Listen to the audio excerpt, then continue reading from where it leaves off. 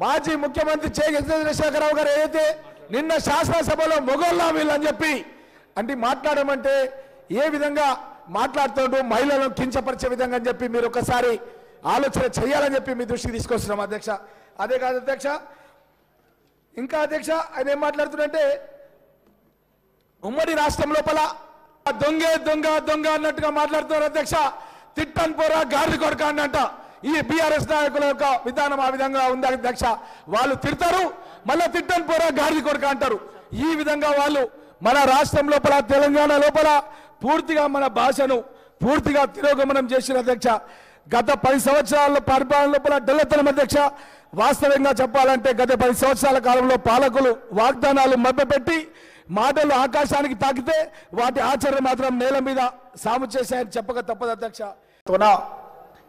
గౌరవ ఉప ముఖ్యమంత్రి బట్టి విక్రమార్క గారు మన రాష్ట్రం లోపల ఏ విధంగా అభివృద్ధి కార్యక్రమాలు తీసుకెళ్ళినది మన గౌరవ ముఖ్యమంత్రి రేవంత్ రెడ్డి గారి నాయకత్వంలో ప్రవేశపెట్టడం జరిగింది అధ్యక్ష.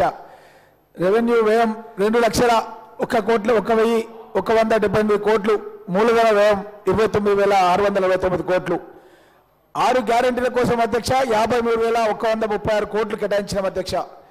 ముఖ్యంగా ఎన్నికలకు ముందు మేమేదైతే ప్రజలకు హామీ ఇచ్చినామో తెలంగాణ ప్రజానికానికి ఆ హామీలు నెరవేర్చే కార్యక్రమంలో బాగానే పెద్ద ఎత్తున 53,196 కోట్లు కేటాయించడం జరిగింది అధ్యక్ష.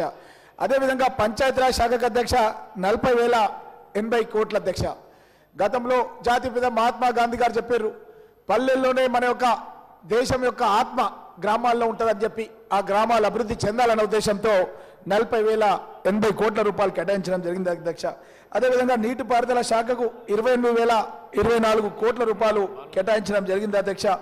ఎస్సీ ఎస్టీ గురుకుల భవనాలకు 1,250 కోట్ల రూపాయలు కేటాయించడం జరిగింది అధ్యక్ష.